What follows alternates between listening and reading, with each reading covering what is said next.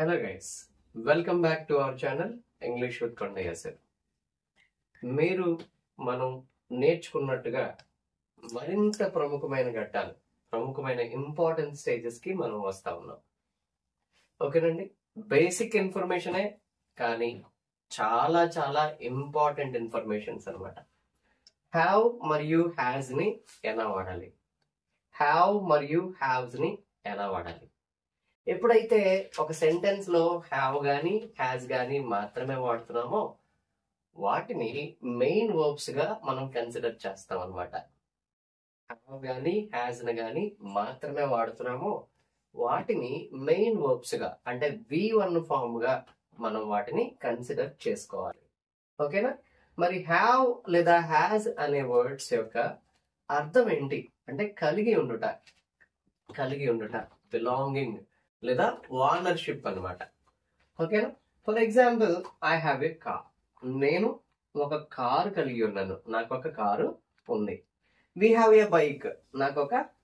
మాకొక బైక్ ఉంది. We have a bike. మేము ఒక బైక్ ని కలిగి ఉన్నాం. You have a book. నీవు ఒక బుక్ ఉంది నీ దగ్గర. You have a book. నీ దగ్గర ఒక బుక్ ఉంది కదా. So they have a class. వాళ్ళకి ఒక క్లాస్ ఉంది లేదా కలిగి ఉండుట. ఈ మీనింగ్ లో ఈ హ్యావ్ లేదా హ్యాజ్ ని వాడుకుంటామండి. ఇక్కడ మీరు డీటెయిల్ గా గమనిస్తే ఐ, వి, యు, దే లేదా ఎనీ ప్లూరల్ నౌన్ వీటి తర్వాత హ్యావ్ అనే ఫామ్ ని మనం యూస్ చేయడం జరిగింది. ఓకేనా? I first person singular, we first person plural, you first person singular as well as plural, they third person plural. ఈ ప్లూరల్ యూసేజెస్ ఏదైతే ఉన్నాయో ఐ లేదా వి, యు, దే ఏదైతే ఉన్నాయో వీటి తర్వాత హ్యావ్ అనే ఫామ్ ని మనం యూజ్ చేయాలి. I have, we have, you have, they have, children have, people have, you all have, all the girls have, all ద పీపుల్ హ్యావ్, అలా ఆల్ ద చిల్డ్రన్ హ్యావ్. ఇలా ఏ ప్లూరల్ యూసేజ్ వచ్చినా దానితో పాటు యూనిక్ గా ఐ అనే singular first person singular pronoun కూడా హ్యావ్ మాత్రమే తీసుకుంటుంది. ఓకేనా? ఐ హ్యావ్, నేను కలిగి ఉన్నాను లేదా నాకు ఉంది. ఏముంది? ఒక కార్ ఉంది. ఓకేనా? కార్ ఉంది. మాకొక బైక్ ఉంది. ఓకేనా? బుక్ ఒకటి ఉంది. క్లాస్ ఉంది. ఇప్పుడు క్లాస్ ఉంది. మ్యారేజ్ ఉంది. ఓకేనా? గేమ్ ఉంది. We have a game to play. ఓకేనా? మాకు ఒక గేమ్ ఉంది. ఎందుకు? ఆడటానికి. ఓకేనా? ఈ విధంగా హ్యావ్ అనే ఫామ్ ని వాడడం జరుగుతుంది. తర్వాత హీ హ్యాజ్ అంటే హీ, షీ, ఇట్ చెప్పుకున్నాం కదా. Special words in English. He, she, it third person singulars అన్నమాట. దాంతో పాటుగా షాలూమ్ అని, చరణ్ అని, శాంతి అని, రమ్య అని ఇట్లా ఏ నేమ్ తీసుకున్నా థర్డ్ పర్సన్ సింగులర్ నేమ్ అవుతుంది. ఏ నేమ్ తీసుకున్నా కూడా మనం హ్యాజ్ అనే వర్బ్ ని యూజ్ చేయాల్సి వస్తుంది. ఫర్ ఎగ్జాంపుల్ చూడండి, he has a scooter, she has a busy schedule, it has fast processor. చూడండి, mobile has a fast and speedy processor అన్నమాట. ఇలా లేదా Shalom has a good knowledge. Shalom has a good knowledge. Shalom has wiseness, wisdom. ఓకేనా? So ఇలా ఒక వ్యక్తి గురించి మాట్లాడినప్పుడు కూడా కలిగి ఉన్నాడు లేదా కలిగి ఉంది అని చెప్పడానికి కూడా ఇక్కడ హ్యాస్ అనేది వాడాలి. థర్డ్ పర్సన్ సింగులర్స్ అన్నిటికీ కూడా మీరు గమనించినట్లయితే ఈ హ్యావ్ లేదా హ్యాజ్ అనేవి ఎలా ఫ్రేమ్ చేస్తున్నాం? డూ ఫార్మ్స్ చెప్పినట్టుగా ఇక్కడ కూడా అన్నమాట. Do plus have is equal to have only. Do plus have is equal to have only. Whereas does plus have is equal to has. ఓకేనా? హ్యావ్ కి ఎస్ఆర్ఈఎస్ యాడ్ చేస్తే హ్యావెస్ అవుతుంది. I హ్యావెస్ A bike అనొచ్చా? అనకూడదు. So ఈ have ని ఈ రెండు ఫార్మ్స్ ని రిమూవ్ చేసి ఎస్ అని రీప్లేస్ చేస్తున్నారు అనమాట. She has a car, she has a scooty, She has a busy schedule. She has a fast processor in her brain. She has a great knowledge.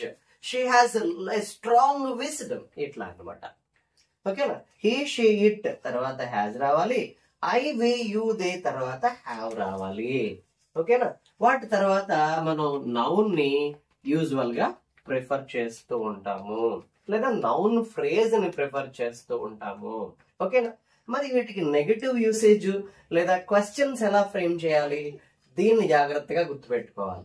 అంటే has అనే form నుంచి minus does చేస్తే, does ని remove చేస్తే ఏం మిగులుతుంది? Only base form మాత్రమే మిగులుతుంది. బేస్ ఫామ్ ఏంటి? Have.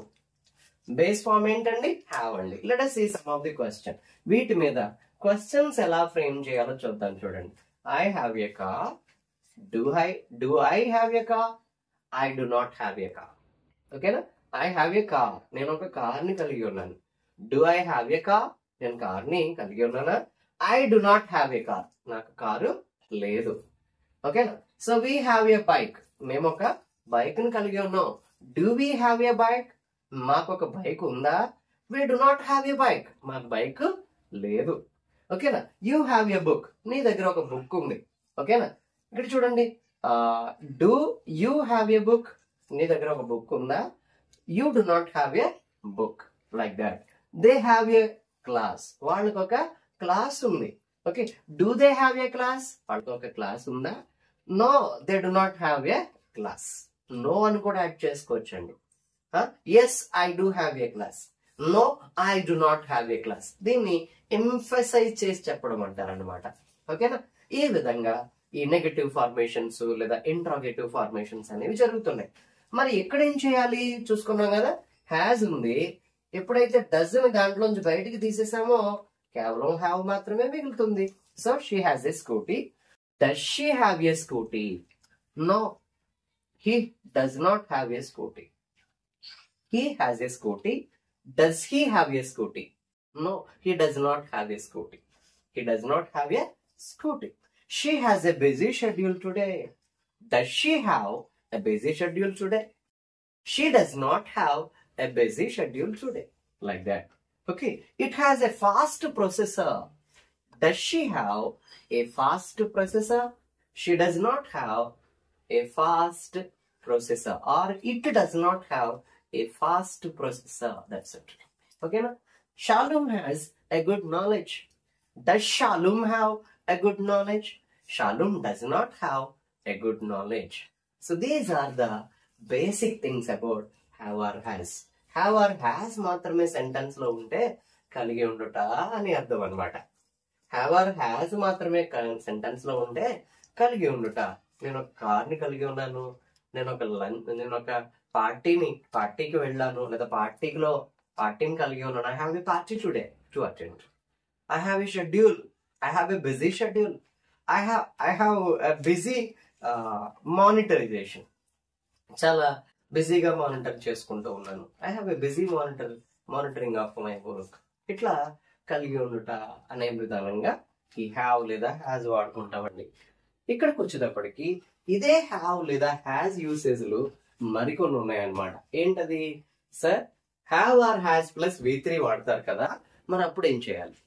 Have or has plus V3 వాడతారు కదా, దాని మీనింగ్ ఏంటి? That's nothing but recent completed actions అన్నమాట.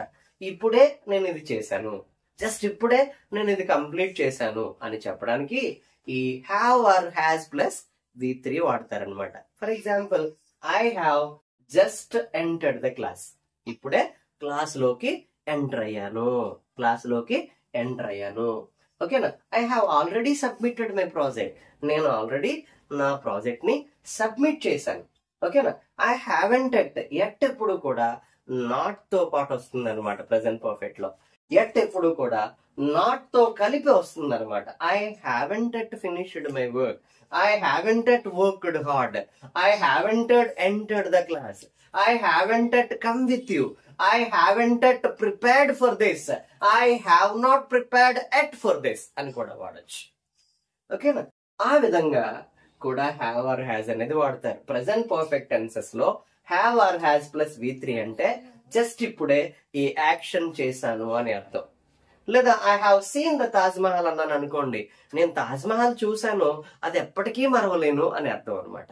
పర్మనెంట్ యాక్షన్స్, పర్మనెంట్ గా బ్రెయిన్ లో ఉండిపోయేటటువంటి యాక్షన్స్ కూడా ఈ have or has plus V3 తో చెప్పొచ్చండి. తర్వాత మరి విల్ హ్యావ్ లేదా షల్ హ్యావ్ అంటే ఏంటి? I will have you bike next year. Next year నేను ఒక బైక్ ని కలిగి ఉంటాను, ఫ్యూచర్ లో నేను ఇది కలిగి ఉంటాను, ఫ్యూచర్ లో నేను ఓనర్ గా ఉంటాను అని చెప్పడానికి will or shall plus have వాడుకోవచ్చండి. I will have a class tomorrow, I will have a meeting tomorrow. ఓకేనా?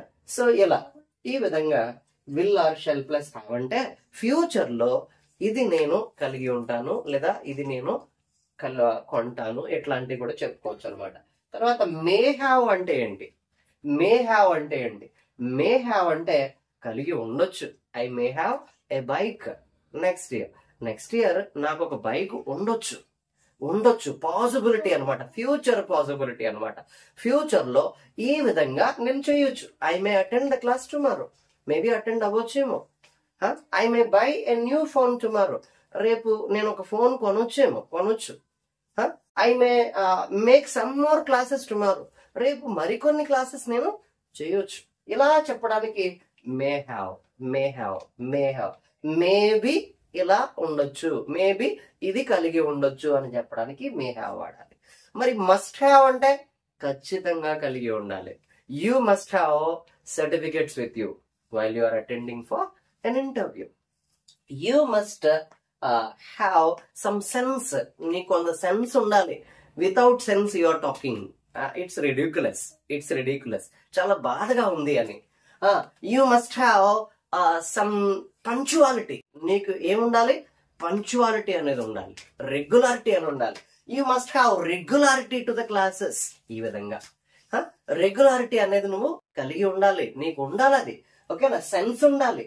లేదా ఇలా చెప్పడానికి must have, must and have అంటే తప్పనిసరిగా కలిగి ఉండాలి అని చెప్పడానికి you must have it, you must have it, ఇది నీ దగ్గర ఉండాలి, నీతో పాటు ఉండాలి. అది ఈ విధంగా ఈ హ్యావ్ లేదా హ్యాజ్ ని డిఫరెంట్ గా యూజ్ చేయొచ్చండి. నిజంగా మన క్లాసెస్ విన్న వాళ్ళకి ఒక అద్భుతం చూసినట్టుగా ఉంటది. చాలా మంచి ఇన్ఫర్మేషన్ మీకు అందుతా ఉంటది. నా గురించి నేను చెప్పుకోవడం కాదు కానీ చాలా వర్కౌట్ తర్వాత, చాలా కష్టం తర్వాత, 11 years ఆఫ్ టీచింగ్ ఎక్స్పీరియన్స్ తర్వాత మంచి మంచి విషయాలతో మీ ముందుకు వస్తా ఉన్నాను.